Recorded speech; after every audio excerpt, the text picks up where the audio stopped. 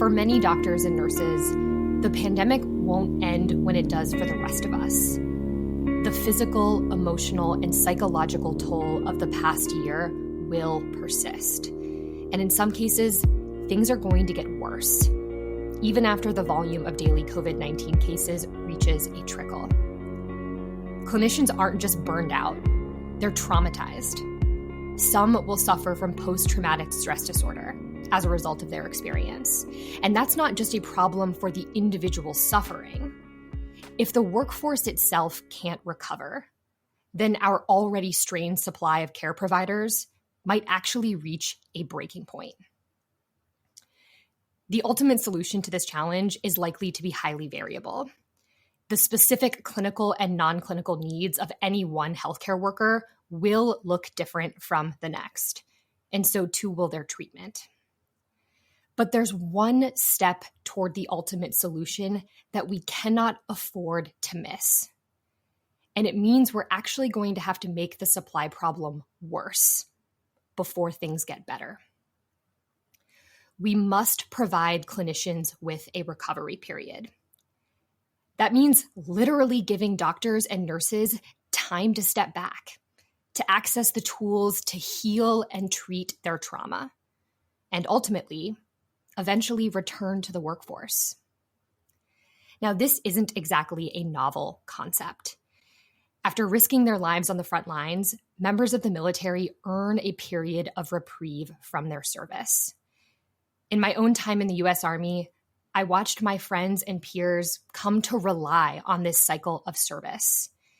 In the peak of the wars in Iraq and Afghanistan, the knowledge that after months in combat, we could come home and be afforded the time and space to recover was what helped prepare soldiers for whatever their service demanded next. Now, the way that we approach military health is by no means perfect, but the premise underlying a tour of duty is instructive.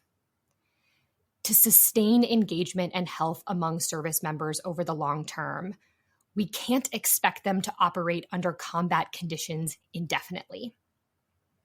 So what does a recovery period look like in healthcare? Individual organizations and their leaders should approach the concept in much the same way that they do when developing other employee benefits. Figure out who qualifies, and then provide those clinicians with a clear set of options for their personal recovery, including details on how and when those options can actually be exercised. Physical recovery could include things like temporary leaves of absence, temporary role changes, a more relaxed workflow, reductions in hours, and so on and so forth. But it has to be paired alongside meaningful opportunities to emotionally recover and address our collective trauma. To be clear, this is not a mandatory move for staff, although we do recommend an opt-out approach to counteract that I'm fine culture that many healthcare workers have. And importantly, organizations can't rely on their existing benefits package alone to provide recovery, because telling physicians suffering from PTSD that they have to use their existing PTO isn't going to actually address the root causes of trauma. And it might ultimately lead to more burnout and more turnover. And just as important, organizations can't stop at simply reducing working hours. It will be the combination of time off and tools that provide emotional support that makes recovery effective. It will also be what makes recovery temporary. Giving clinicians the time and space to recover might seem like a radically simple idea. But the practical challenge is that the healthcare industry is already supply constrained. There are no reserves and there is no National Guard standing by to send into battle when one tour ends.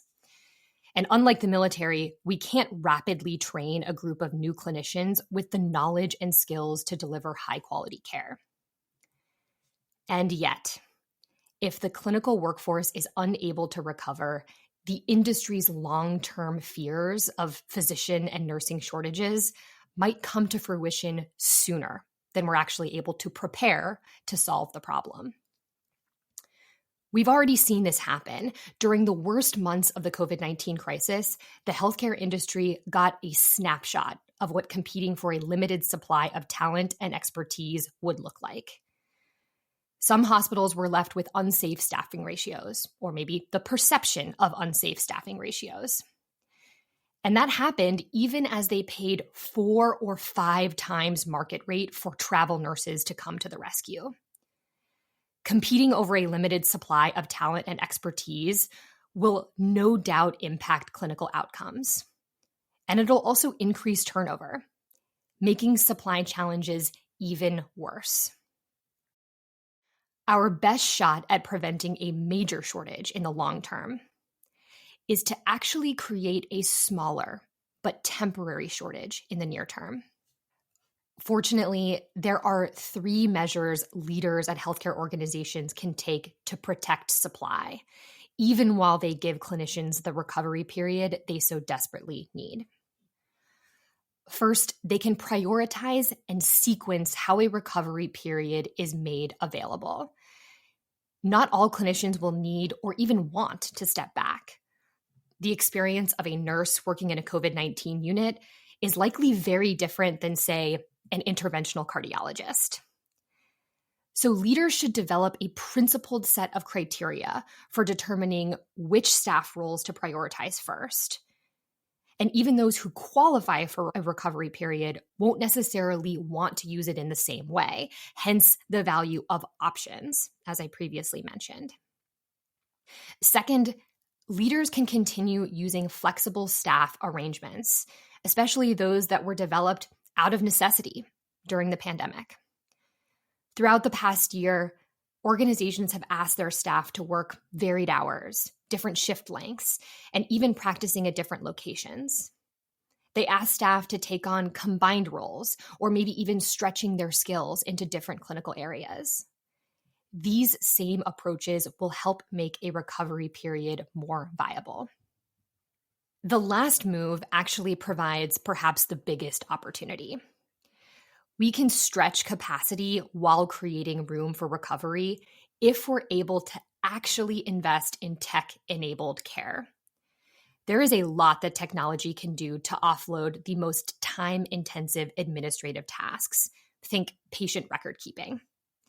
That will allow clinicians to free up valuable bandwidth.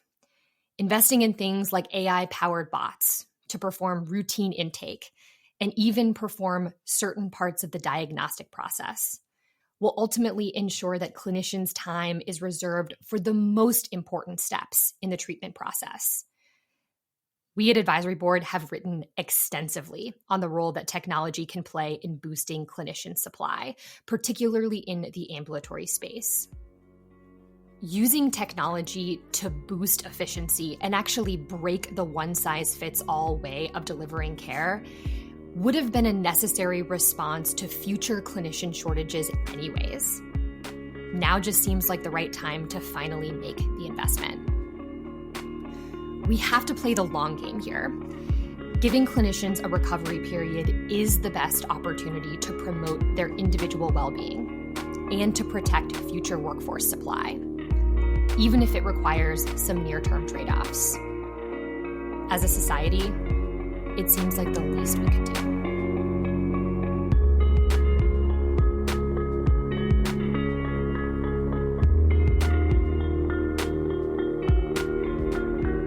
You probably recognize my voice. I'm Rae.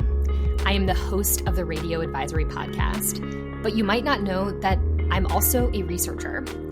So when my team and I started thinking about the best way to help the clinical workforce heal, I started to think about my own experience and the experience of my peers that are also veterans.